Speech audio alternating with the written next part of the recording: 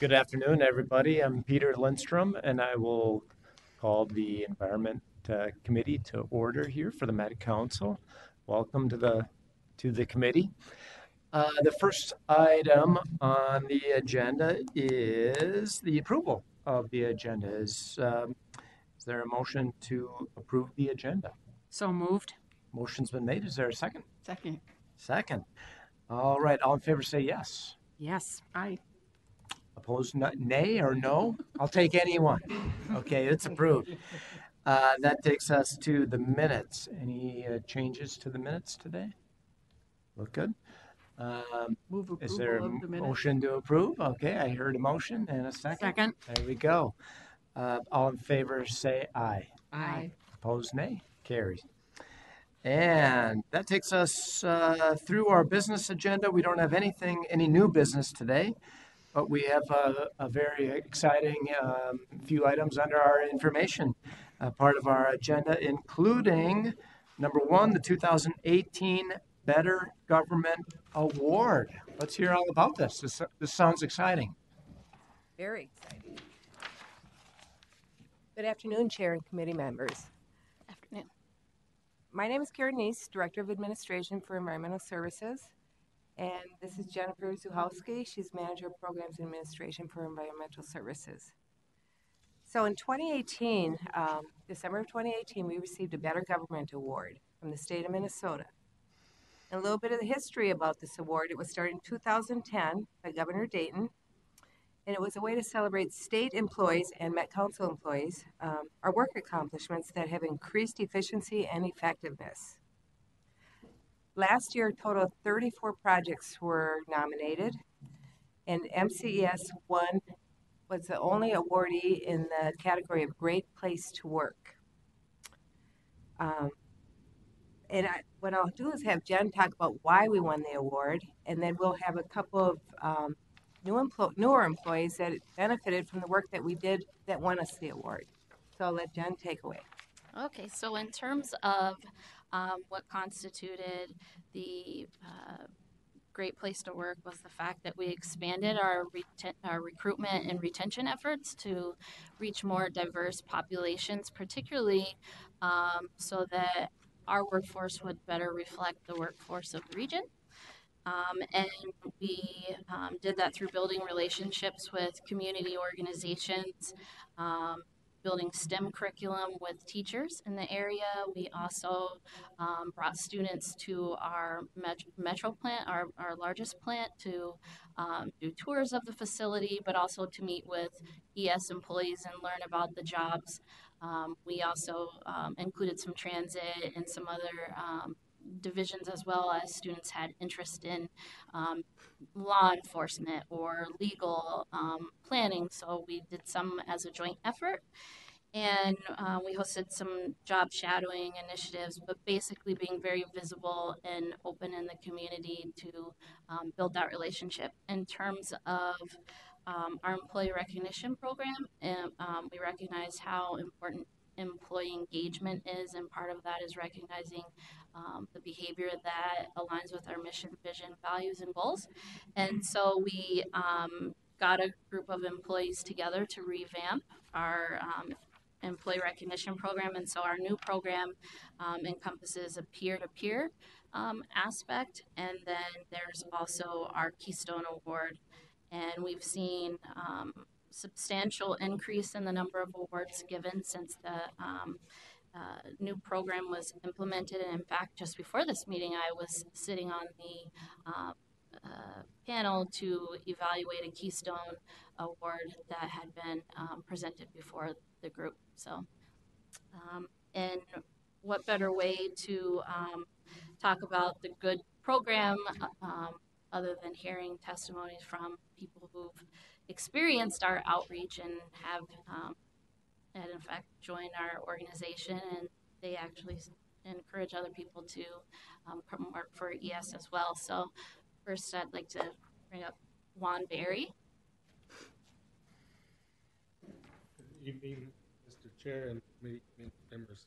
Juan Berry.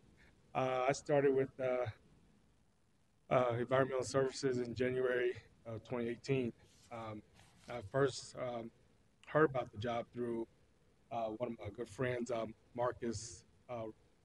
Russell Mitchell.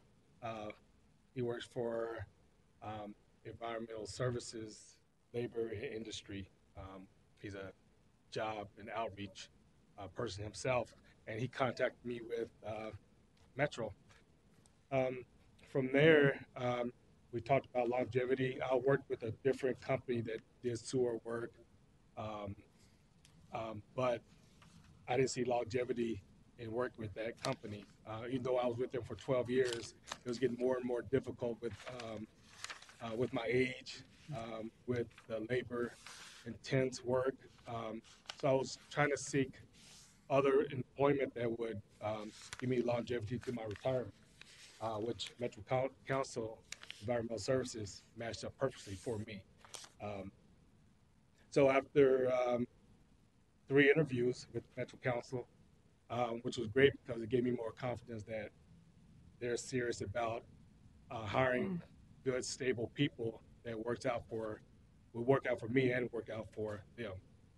Um, so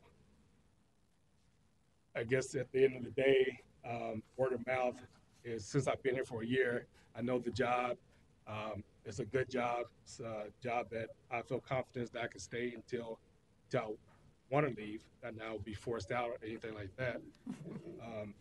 So word of mouth is important to me, and to get more people, not necessarily color, but my stature. I'm 48 years old, so that can become a slippery slope for some people when they reach my age and trying to find good employment. I still have 10, 20 years left of good work. So that's really all I have to. What is it that you do for environmental services, Mr. Barry? Interceptor services at regional. So we check the pumps, and on a daily basis, we make sure the pumps are clean and is getting fairly, I wouldn't say clean water, but water without no debris and stuff in it, so the pumps work more efficiently. Fantastic. That's an important job. Those pumps aren't working, then you have that water's not flowing, and it's maybe flowing backwards. Right. And bad things happen when that happens. I don't know a lot about this, but 'cause I'm new on the job, but I know that's bad. So keep up the good work. Thank you. Thanks, Thank you so much. And Gabriel Rios. Welcome. Good afternoon, Mr. Chair and committee members. I'm Gabriel Rios. I work also with Interceptor Services. I work out of West Regional, out of Mound. And I started working here about a year ago. Actually, today's my first year anniversary. Oh. Congratulations. You didn't bring the cupcakes? But yeah, so I started hearing about MCES through a friend of mine that works with American Indian YC down by Franklin, and I was talking to him about it, and he said you should apply, and that's how it starts. And the way from what he heard it from, was just through flyers, through just a simple flyer that from MEP Council, that they were looking for people, and they were trying to strive for minorities, and I think that's very important for us as far as trying to recruit, because I'm in the equity committee too now. Within a year, that's one of the strongest things that I believe in. They helped me get here, and I don't think it stops there. I got to go out to my community and let them know that this is a good place to work.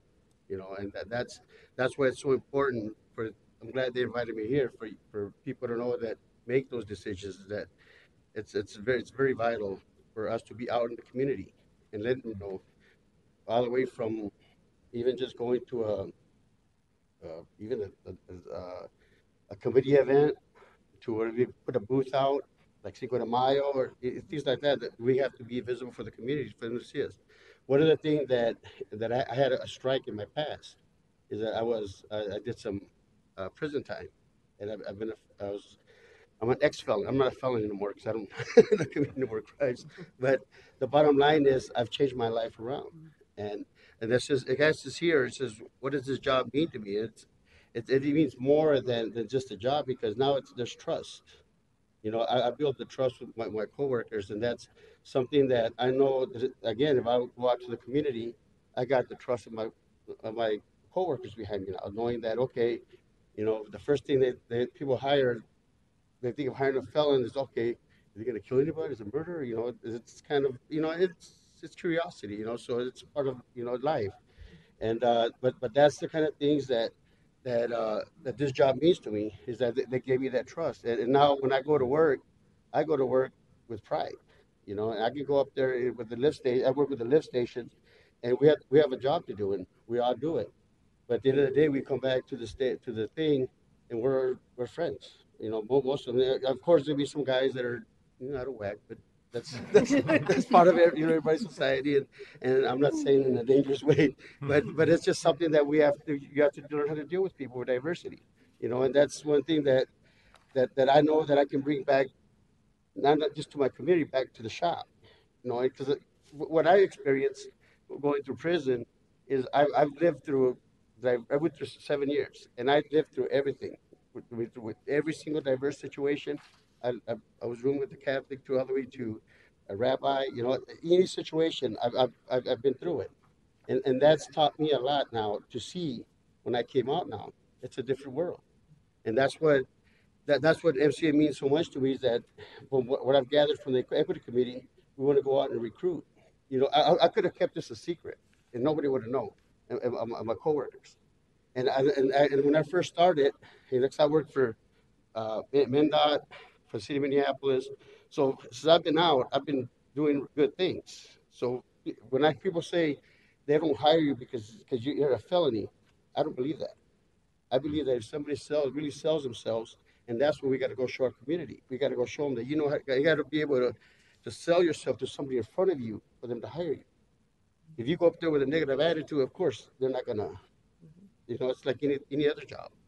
So, but that's what this means to me, is that it's part of again, going back to the community. I always go back to that, because that's where the family is. That's where the finance. It's about economics.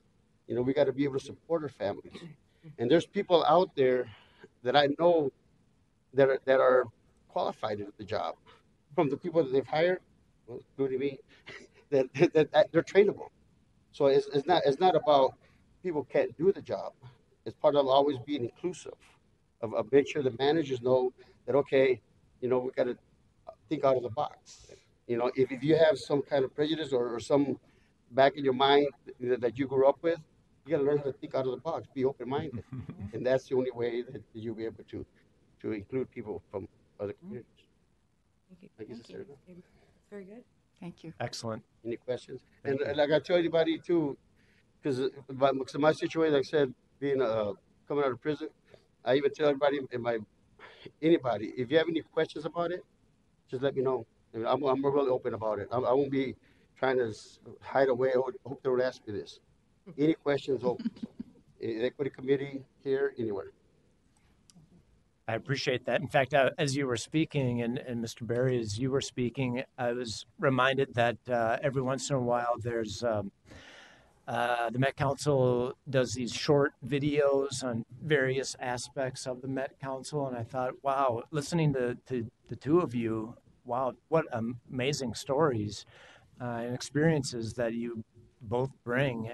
So hopefully there's someone from communications that's dialing in here, and yeah, there you go. The reason I There you bring that go. up, because it's I would have been here a year, so I'm always people think, I tell people I don't like attention. That's why I had my own TV show, radio. But that's part of the thing, is I'm an outgoing person. Want to know people, because I got other skills too that I could use.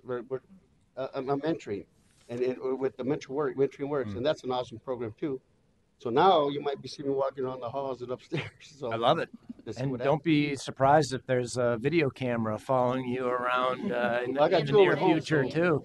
I got two of them at home, so that's no problem. All right, Thank you. Thank you very much.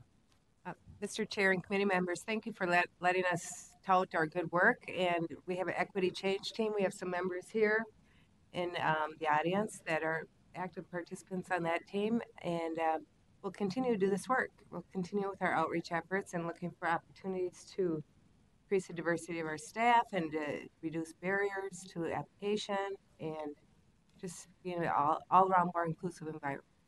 So thank you. Thank you. Thank you very much, and go forth and prosper. This is so important, and the council fully supports it 110%. Thanks again. And with that, that takes us to our next information items, which is MCES Finance Overview. Ned and Kyle, welcome. Good afternoon. Thank you, Mr. Chair. My name is Ned Smith, and I am the Director of ES Finance and Revenue. And on my right is Kyle Colvin, Manager of the Engineering Programs Group in Tech Services. So thank you for the opportunity. And Wendy, my gosh, you're hardcore if you're here. Thank you for the opportunity to I've never seen this before. oh, but you have. To come and talk through this. What we wanted to do was give you a very high-level overview of how finance works at MCS. It's kind of a finance 101, budgeting 101. And the way I'm going to do it is I'm going to take the 2019 budget presentation and not really talk through the specific numbers, but more about what these numbers mean about how we manage our finances here at MCES. And then if there's time, I'd like to go through all the subsets of GASB 75, because there's some really great things in there that are very exciting. I'm just actually, it is fun. Anyway, I'll cover that another. First, this is a slide that we always use whenever we go out into the public, just to remind people who we are and what we do. So hopefully by now you've seen this a few times, but the most important things is it's really small print. We are 7 counties, metro area. We have 110 communities that we serve, and 2.7 million people, plus or minus. And then our facilities, 8 wastewater treatment plants. Those are very capital-intensive businesses. They're very expensive to run and maintain. 610 miles of pipe, same story there. Those are very expensive, and we do a lot to maintain those from both annual maintenance as well as a capital. And then we serve about 250 million gallons a day. We have over 600 employees, and I'll talk a little bit more about that. But these last 2 numbers are the key ones from a finance perspective. So the total value is estimated, or replacement value, depends on how you think about it, is about $7 billion. The way we got that is we actually have records of every dollar we've invested since the 40s, I believe. And we've used contractor or construction multipliers to come up with what that number is, $7 billion replacement value. And that costs money, so we do about $150 million per year in capital rehabilitation. So if you divide 150 into 7 billion, you get about a 50-year cycle. So it's about 2%. So every 50 years, we're completely cycling through the system, which is about right. Some things last longer, some things almost 100 to 150 years, some things only last 10 or 20 years. Janine Clancy, our AGM of Technical Services, will walk through a lot more of the details of the capital program in the coming weeks. But it's just important to keep those dollars out there. So the important thing here to know, generally we're about a $300 million agency. But the first and foremost thing that we like to emphasize is that we are a fee-for-service agency. So I like to tell people, you flush, you pay; you don't flush, you don't pay. However, we are a wholesaler, so we sell to the cities, and then the cities turn around and pass that fee on to their customers. But we are 100% fee-for-service. We do not receive any state, federal, or council money to run our business. So that includes operation, maintenance, and rehabilitation of our system is all paid for with user fees. Likewise, we cannot use any of our fees for other council operations. So we have had certain people complain that SAC is a scheme to pay for light rail. Absolutely not. SAC is a scheme to pay our debt service on our pipes, and it's not a scheme. It's pretty thought through, and we'll cover that in a little bit as well. And so that's and the other thing to notice from this is that the bulk of our revenue does indeed come from our what we call municipal wastewater charges, and those are the wholesale fees that we charge to the cities. And Kyle's going to walk through how we get to that dollar in a little bit. But again, it's important to note 3/4 of our money does come from our what we call MWCs.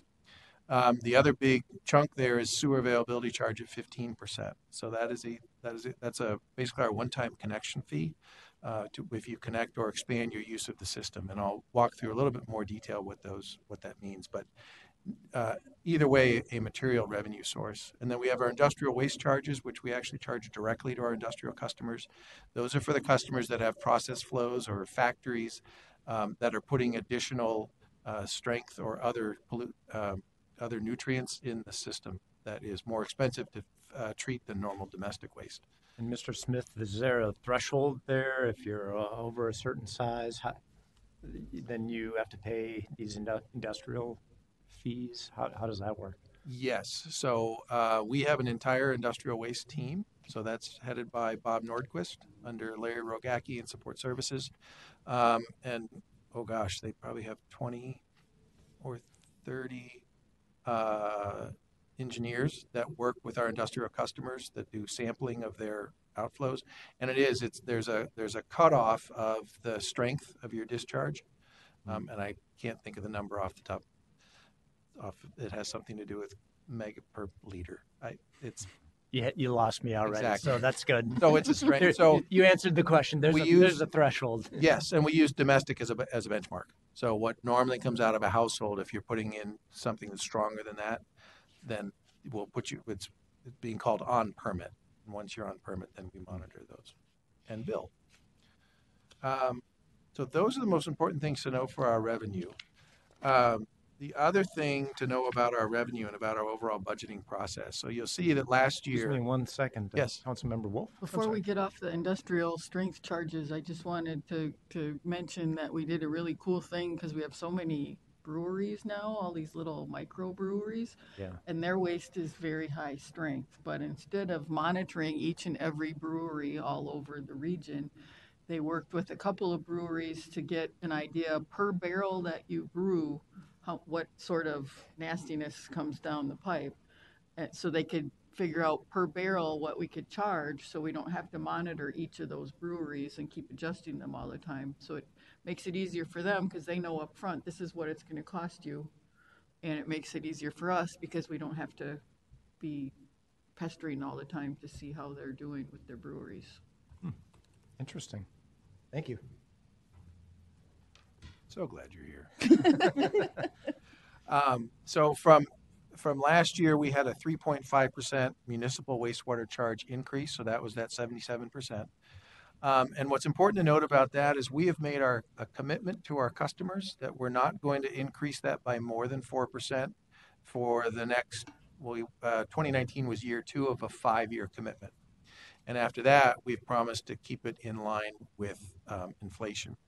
And we sometimes get pushback, especially from our operations folks saying, well, because back in 2016 and 2017, we raised the rates at around 5%. And there was no revolution that we knew of.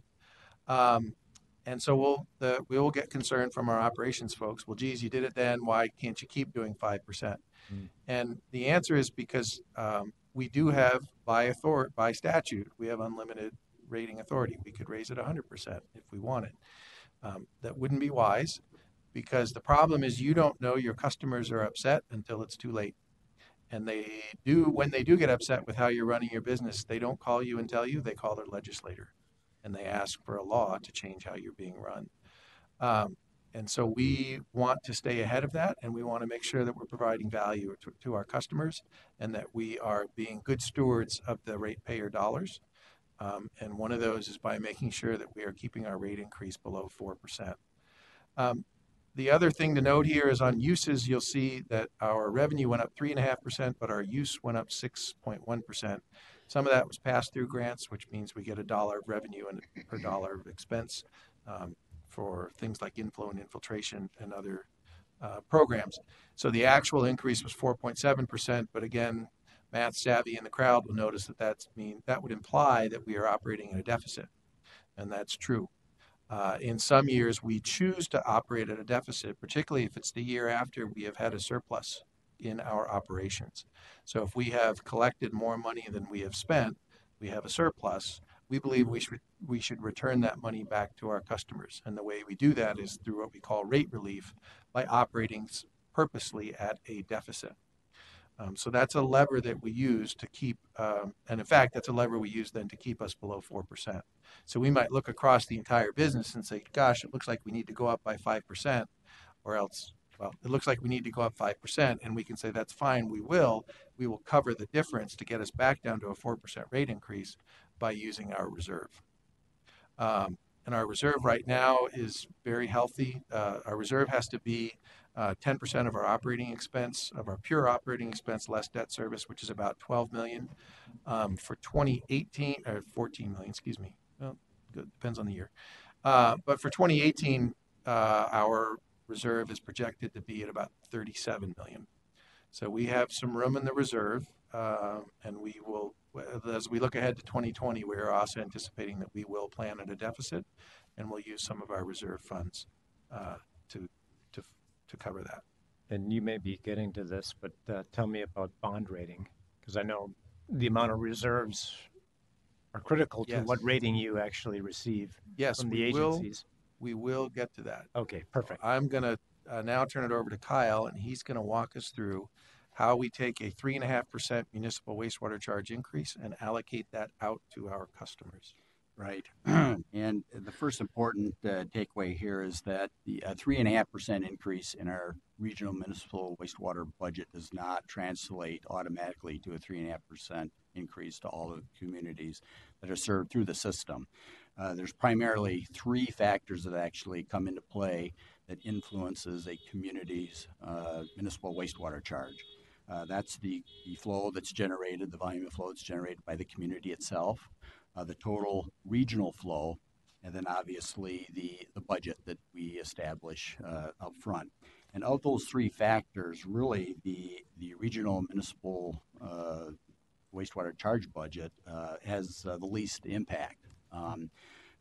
What the council does is it takes flow data, volume of flow, that's calculated from 1 year, and then uses that 2 years after the fact to allocate the regional municipal wastewater charge. I'm going to call it the regional MWC from here on. So for instance, for the 2019 bills, the bills that communities are paying this year, we used flow data from 2017. The council uses, in order to allocate the costs, the council uses a proportionality model. It takes the volume that the community generates and divides that by the total regional flow. So there's a percentage. There's a percentage that represents a community's contribution to the total regional flow, and then that percentage then gets applied to the regional wastewater budget. So for instance, if a community generated 10% of the regional flow, then 10% of the total regional wastewater charge budget gets applied for that community. And then that bill then gets billed to each community equally over 12 monthly invoices.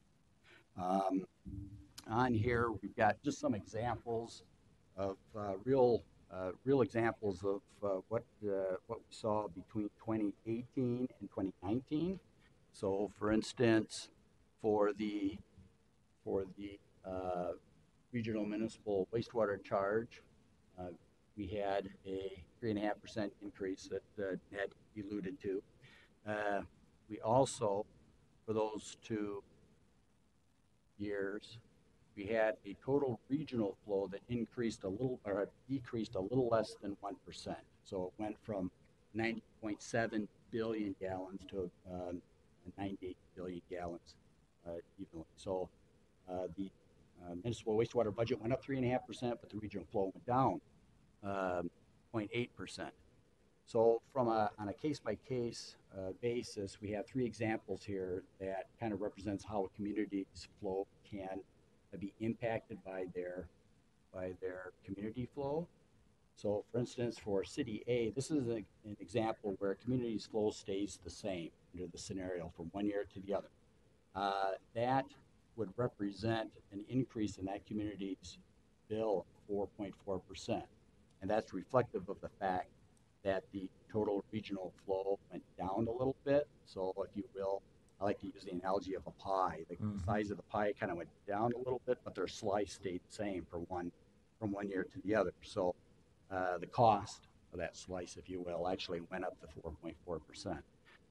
Another example is that we can have a community's flow that can actually go down, but because their flow reduction was less than the 0.1% went down less than what the total regional flow went down, they're actually picking up a bigger share of the pie, if you will.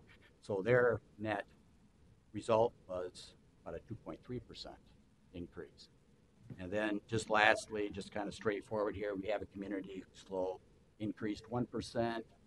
If you take into account that the regional flow went down about 1%, but you had a 3.5% increase in the cost, then that resulted in an increase to the community's cost of close to 9%. So even though the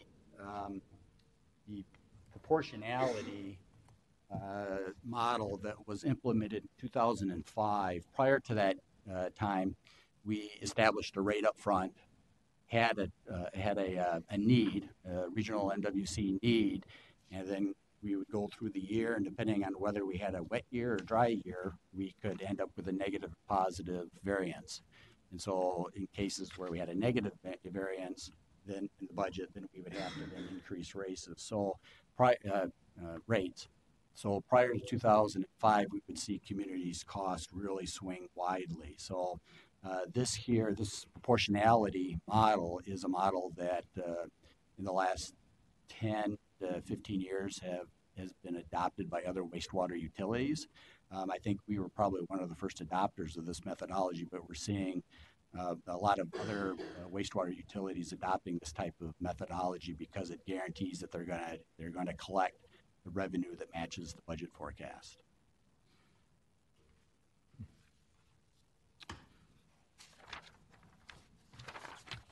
So there's generally two components that go into calculating or determining the flow allocation for communities. One is metered flow. The system, we currently have over 220 dedicated permanent billing meters in the region. These meters collect flow around the clock, 24/7. The collection of the data varies in frequency on the site, but that data gets rolled up into 15-minute and daily totals, and then of course gets totaled for the year. It's important to note that out of the 110 communities that we will bill in next year in 2020, only 36 of those communities their flow is actually based entirely on metered flow. The rest of the communities, 74 communities, have either a combination of flows that are metered, and we meter flow that comes into a community and out of the community. And of course, the net is what's being generated within the community. And then we also have, in many cases, areas of one community that serve through another community. I think this was a slide that you saw during a committee of the whole meeting. And so this is part of the comprehensive plan requirement that they report these number of connections. So in addition to the metered calculations, we have to make these offline unmetered corrections between communities. Not every inter-community service gets adjusted by us. There's inter-community agreements that stipulate, and many times the communities can work out the exchange and the balance adjustment of these flows, but in many cases they rely on the council to make these adjustments. And this, in terms of the flow allocation process, this is the most time-consuming part of flow allocation calculations. This takes anywhere from 3 to 5 weeks to complete. And we do rely on information from communities that consist of connection counts, water use records, lift station data, a whole sundry of information that's usually agreed to, in most cases agreed to by the communities that are being impacted by these adjustments.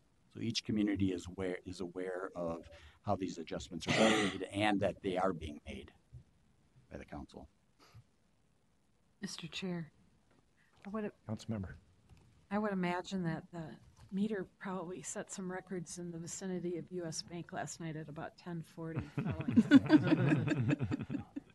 Yeah, Mr. Chair, Councilmember Vento, you would think so, but actually, when the Super Bowl was in, we actually um, monitored, kept track of the flows, and surprisingly enough, it was detectable, but it wasn't as much as one would assume coming out of the downtown Minneapolis area.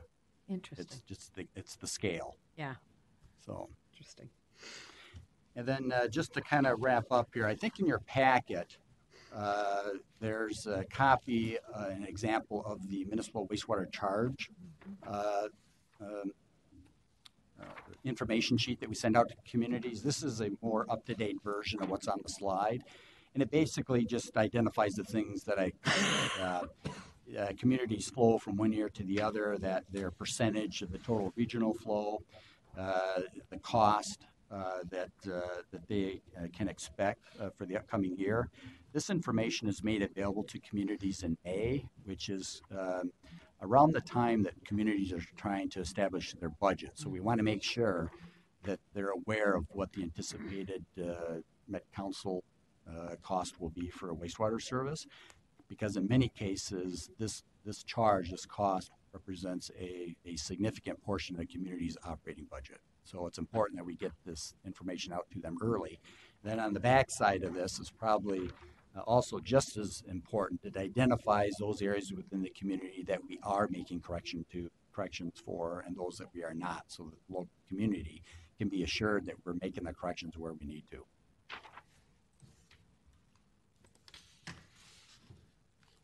Thank you, Kyle. The other thing I will say about the allocation method is that cities generally like this approach.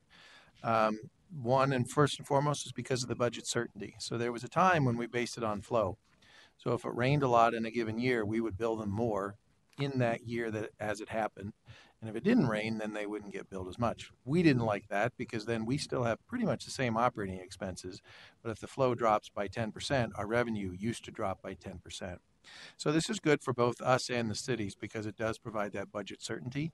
And again, as Kyle mentioned, it's 8 months in advance. So that city will now know starting January 1 what their next 12 months of billing is going to be.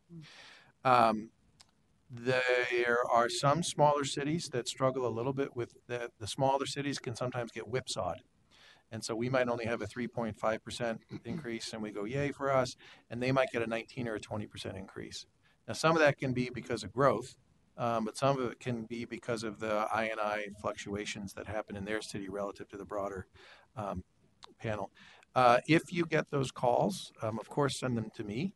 But if you do send them to me, one of the first things I do is I look up their history, and I'll look at what happened 2, 3, 4 years ago. Because typically, if you have a 20% increase this year, then within the last 5 years, you probably had a single or even double-digit decrease. And somehow they don't call me when that happens. I don't call you either. We have spoken to our customers in the past. Do they want us to try to manage that whipsaw? Do they want us to try to put some bumpers?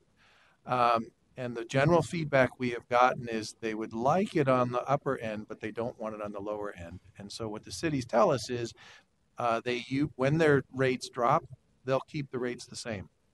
And they just pay us less, and they use that to build their reserve. So that becomes a tool for them to manage their reserve. And so what they've told us is let me manage my own reserve, says Mr. City or Miss City. So we have not really done much to change that process. I think we always need to look at it to make sure that again, if there's somebody up 20 or 30%, is there somehow we can help that. But for right now, we are continuing with that. And that also helps, that volatility also helps, or lack of volatility also helps our bond rating, which we'll get to soon. In terms of expenses, you can see that our biggest chunk is our debt service. It's at about 46%. Our debt service, we are in right now what we call a debt bubble. During the recession, when revenues were down, especially for SAC, because there wasn't much development happening, we were looking for ways to keep our rates low, and one of the ways we did that was by what they call debt smoothing, but it was generally pushing the principal payments out into the future, and it's now been 10 or 15 years, and those principal payments are coming due. So for the next 3 to 5 years, our debt service it's generally 130 to 140 million a year, but it's going up between 5 and 9 million per year, which is a pretty big chunk. which also is a challenge in our 4% rate increase promise. But that bubble is going to end around 2022 or 2023. And so that debt service as a percent of our budget should start to come down. The bond rating agencies don't like to see it much above 50%. I think we're going to hit 50% in around the 2022 timeframe. But then from then on, it should start to trickle back down. And that's a story that if you tell the bond rating agency that, then that will be helpful. The second biggest expense is our salaries and benefits. That's at about 22%. We have about 650 FTEs, full-time equivalents across the utility. That number varies widely in terms, if you actually walked around and counted heartbeats, that number varies widely because we do have a lot of, some, it's actually decreasing attrition through retirements and other natural churn. So right now we have about 40 vacant seats that we're trying to fill. So again, 650 is kind of what we planned for, but if at any time you counted heartbeats, it would be a little bit, lower. But the interesting thing about that number is it's about almost half of where we were in the 90s. So we were up around 12 or 1,300 employees back in the mid 90s. And so we've cut that through efficiency and through automation and through improving our processes. We have not issued pink slips. That has all been through attrition, any of those changes. And anytime we do have attrition, even today, we do think about do we automatically want to backfill that, or is this an opportunity for us to rebalance our workforce and put it where we need the resources the most? Is that also because of closing down of some treatment plants? So we have From the not. mid-90s, you said, I 1,200? don't think we've closed one since the 90s. We've So it always is had strictly efficiency. the same, yeah. Mm-hmm. And in fact, we've added one, East Bethel. Yeah. That came online in 2012, 2013. Yeah, 13, 14. But it's a pretty small plant, so that uses about 1.5 people. We also do expect a slight increase in our headcount in 2020 and beyond, primarily due to the Rogers plant acquisition. As we both take over the existing plant and build the new one, we're going to need to offer some additional operating and maintenance support there. And also some of our odor control facilities that we've been building and some of our new lift stations that we've been building. We're going to need some additional resources. Some of that will be through rebalancing and some of that will be through actual hiring. But again, it's less than 1%, 1 to 2% in the total scheme of things. So now we get to our outstanding debt. The most important thing here to note is we have about $1.3 billion outstanding in debt. That is going to peak in 2019, actually, and then estimated that these numbers kind of move around a bit based on how much of our capital we spend each year, capital plan. But it will be peaking at about $1.3 billion and then coming down. So a couple of key things to know. Even though that sounds like a lot, we actually are in the lowest quintile for debt per capita across our peer agencies. So we're at about in the low 200s, $200 per capita in the region, and that's lower than about 80% of our peer agencies across the country. That's one of the reasons we have that such low debt per capita is because we haven't had any consent decrees by the EPA. And that's because in the 70s and 80s, under the Clear Water Act and some other foresight, we separated our storm sewers from our wastewater sewers. So a lot of the consent decrees that you're seeing today around Cincinnati, Washington, D.C., Atlanta, Dade County, most of those are because they have combined systems. So when there's a heavy rain event, they can't treat all of their water, and so they have to discharge unprocessed, untreated water into whatever the receiving body is. And it's interesting because when we go to conventions and other things, and we tell people we treat 100% of our waste, they're quite surprised. Because typically people shoot for 99, 98, and they're happy when they get there, and we're at 100%. And again, that's because we have separated systems. So if you're doing too much of that overflows, the EPA steps in and says you need to spend $10 billion or $20 billion or $5 billion over the next 5 to 10 years. So that increases the debt profile of many of our peer agencies, and we are fortunate that we don't have that. So our debt will peak at about 1.3 billion. We have two types of debt that we use. The first is our general obligation municipal bonds. So those are AAA rated, and those are general obligation council bonds. They are tax exempt because they are muni bonds. And we are triple rated. That's driven by a couple of factors. One is our healthy reserve. Two is the lack of volatility in our revenue stream. Three is we do have the authority to assess property taxes to recover any unpaid sewer fees. We've never used it, and I hope we never do. But the rating agencies like the certainty of that. And then they also look at the overall health of the region, and we're pretty healthy regionally. We're economically a healthy region, and they do look at our debt percent, as I mentioned before. The other source of our funding, of our debt funding, is PFA, which is the Minnesota Public Facilities Authority, and those are subsidized loans. And those are subsidized with federal dollars through the SRF, the State Revolving Fund, if you've heard that term. So the SRFs is the subsidy source. And for, by the way, so our AAA bond rating is gives us around 3%, 3.1% in our interest rate. And our PFA subsidized loans are in about 1.75%. So very, very cheap debt. And we're very fortunate to have that. It'd be an interesting math problem to work out the math on if we didn't have that AAA bond rating, if we had AA, what would the increase costs be to our customers? Yes. I don't expect you to answer I could all try of to that do that off the top exactly. of my head, but I don't know what AA rating is, so I should look that up and get back to you. All of our debt is 20 years is the term, and it's all fixed rate. So there are floating rate tools available. We choose not to do that. And there's also longer terms. So some people choose 30 years. In fact, if you do WIFIA through the EPA, you can do up to 30 years. And you've probably even heard of century bonds, where people are issuing 100-year bonds. We would like to stick with our 20-year, and our CFO and over my dead body are two things that kind of float around. So she's not a fan of century debt, and that's fine with us. And the other interesting thing to note is we don't have a bonding limit. So we have unlimited bonding authority, which is very fortunate for us because it lets us run as the utility needs to be run, and to make sure that our capital programs are robust and are repairing and rehabilitating our system as needed. And that authority is helpful. I think that's all I have on that portion of debt.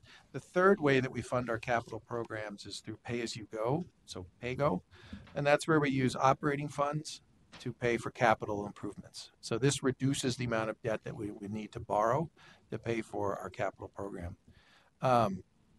In 2018, we were at 9 million. In 2019, we were at 11 million. And we'd like to keep increasing that over time. Every $1 million of PAYGO saves about $300,000 in interest over a 20-year bond period. So it is somewhat of a savings, and it's a good way to manage our overall debt portfolio. And then it is never a budget presentation without proudly showing that we are 40% cheaper than our peers. I don't know if anyone's mentioned that. Hopefully you've heard it about 4 times. You're going to hear it 18 more. We are 40% cheaper than our peers. And our peers are 100 MGD, million gallon per day or higher utilities. So we are very affordable. And I have some other notes that I can't find because that page didn't print. Awesome. So that is based on our retail rate. So we do every 2 years, we do a survey where we reach out to all 110 of our customer communities, and we ask them for a household that does 5,000 gallons per year. Per month, thank you. Yes, 5,000 gallons per month. What is the monthly charge? So they tell us what that would be. Now, for 45 to 65% of those bills are our component. so the wholesale piece of the water treatment. But those cities, as much as we love our 600 miles of pipe, our municipal partners have 5,000 miles of service mains and 7,000 miles of service laterals. So there are 12,000 miles of pipes that need to be maintained by our city partners, and that is that additional fee that they are charging to make sure that those pipes work. And so we do see this as a competitive advantage for the region. This data is old. We actually have new numbers. This again was from last year's presentation. Just imagine that the whole thing shifted up about 15%, because we're still 40% cheaper than the rest of the industry. I believe we're going to be at about $275 per year for total retail rate, and the total U.S. is up at around $500 per year for retail services. So we are very competitive, and we also see that our industrial rates are similarly very competitive. We have some of our industrial customers who are part of a nationwide system, so they know what they're paying here and they know what they're paying in Chicago. They often tell us that our rates are some of the most competitive in the country. And now we're going to get into SAC. Mr. Chair. Yes, Madam. I'm just sorry, Council Mr. member. Smith, but just have to point out the irony of Flushing, New York being the third highest. Bada boom. Bada boom. Sorry. Very good.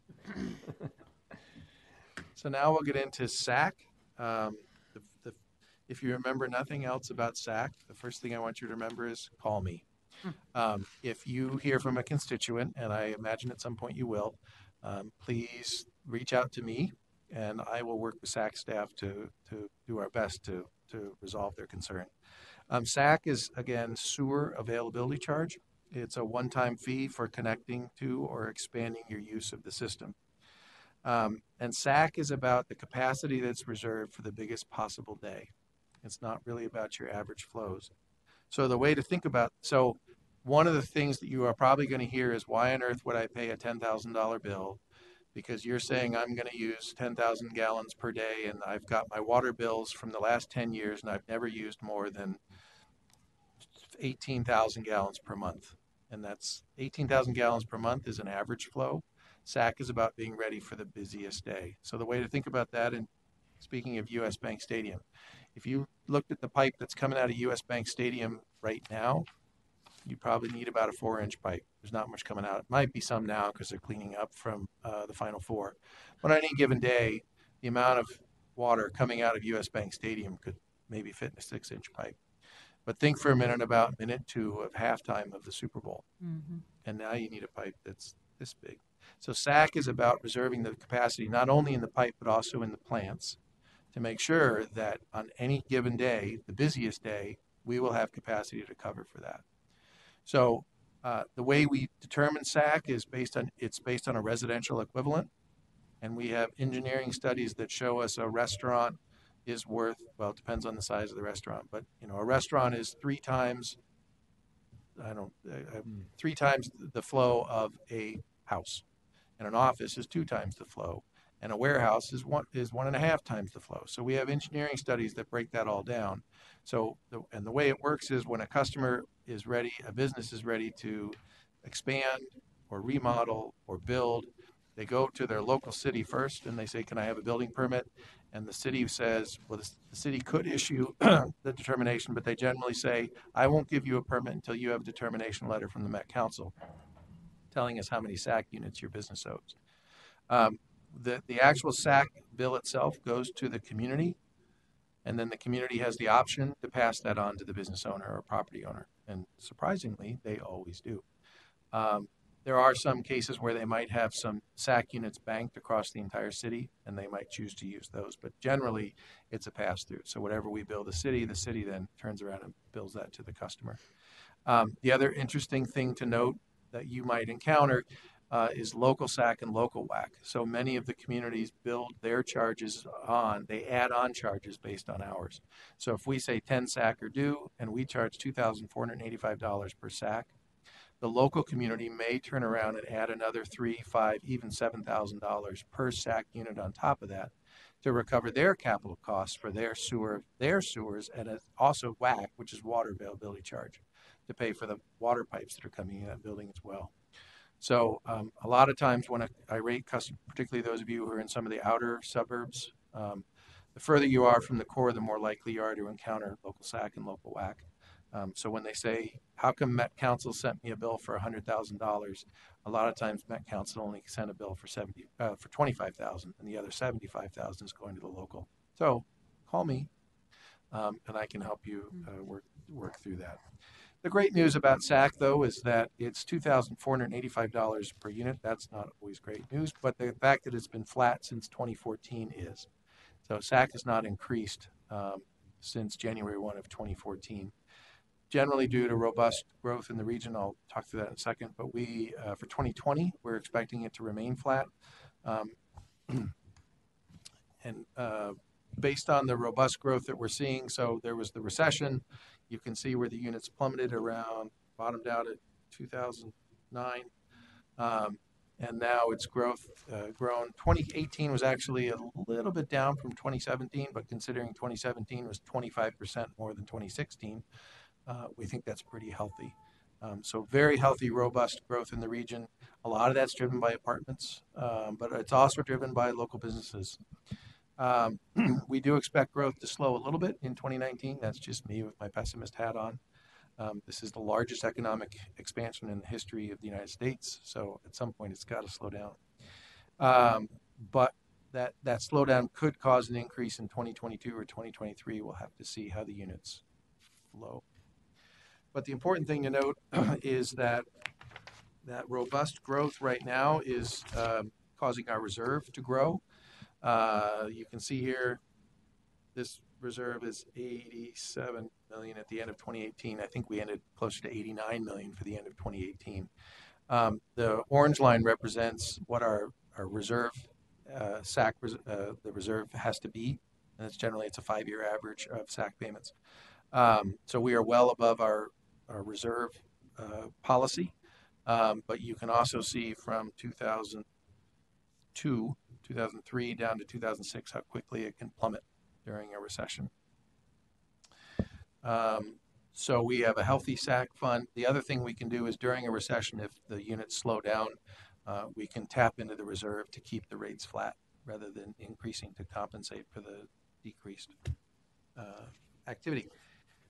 The rate schedule here is not so much important to know about the dates. It's important to know that we are always talking to our customers to find out how we can better meet their needs, and particularly getting their input on our budgets, so that it's not just us handing the rates down to them, but figuring out if there's tweaks we need to take to better meet their needs. It's a very interactive and iterative process, starting with our industrial customers. We've already done our liquid waste hauler in March, and we have our two next industrial forums coming next week and the week after, where we can present our rates to them. They have actually, especially in industrial waste, as we have phased in some expenses, we've asked their feedback on how long do you want to take? Do you want to take 3 years? Do you want to take 5 years?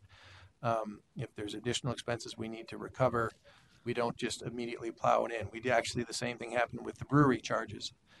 We rolled it out, and in fact, we rolled it out at an industrial forum, and we said we'd like to collect this for the second half of the year. So this was in March, April timeframe.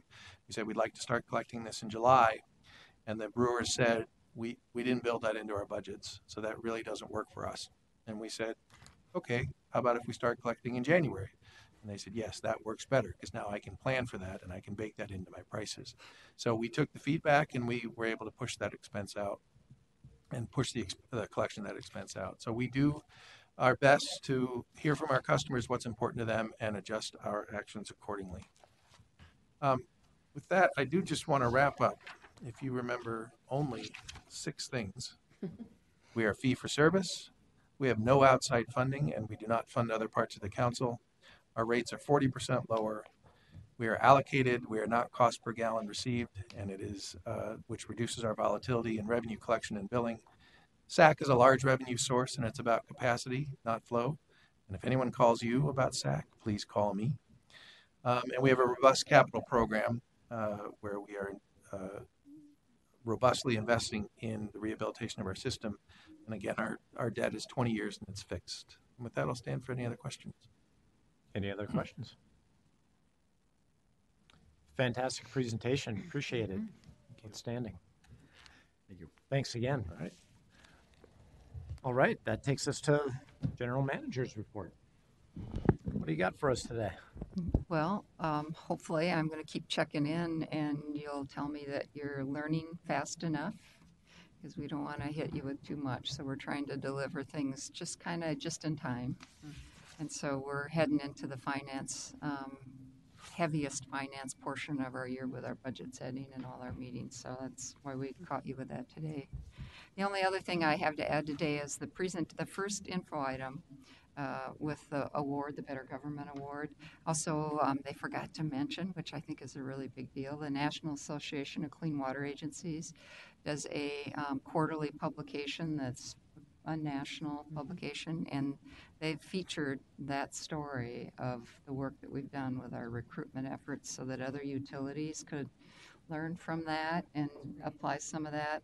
I just was at the water policy fly-in last week in DC where a lot of the water agencies, not just NACWA, but WEF and other water organizations, there's a wastewater reuse organization, they're all meeting with legislators, trying to get them to think about dollars they could put towards water infrastructure.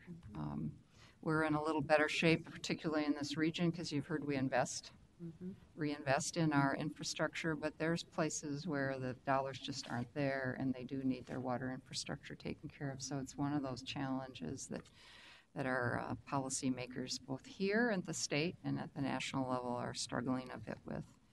Would it be possible to send that NACWA report out? Absolutely. It hasn't been done already? It will do that. So it's great because I got asked some questions and people were interested in talking about that. It's a little bit different than the traditional approach and they're recognizing the need to do some similar things. So we really try and learn from our peers as much as we can, and they like to hear what we're doing that's differently, particularly when we talk about our rates, how come our rates are what they are, or how we're doing SAC. Michigan, with their bankruptcy, are setting up a new regional forum of water. And Kyle presented to them, I think about 6 months ago, they were invited to come because they were looking at how they were going to set up their financial structure, and they were very, very interested in what we were doing, and he had lots of questions for him. And then middle of May, I've been asked to come and present. They're doing a focus on asset management, but they also want to hear about collaboration, and they said, come talk to us about that. We hear you guys like to do that in Minnesota. So I'm going to be doing an exchange with them in that in May. Great. So, Mr. Chair, committee members, I just wanted to let you know that I'll have the link for the article in the minutes reflected, and I will make sure that we email that out to you after the meeting concludes today. Excellent. That concludes my report. Fantastic. Great meeting, and we are adjourned. Thank you.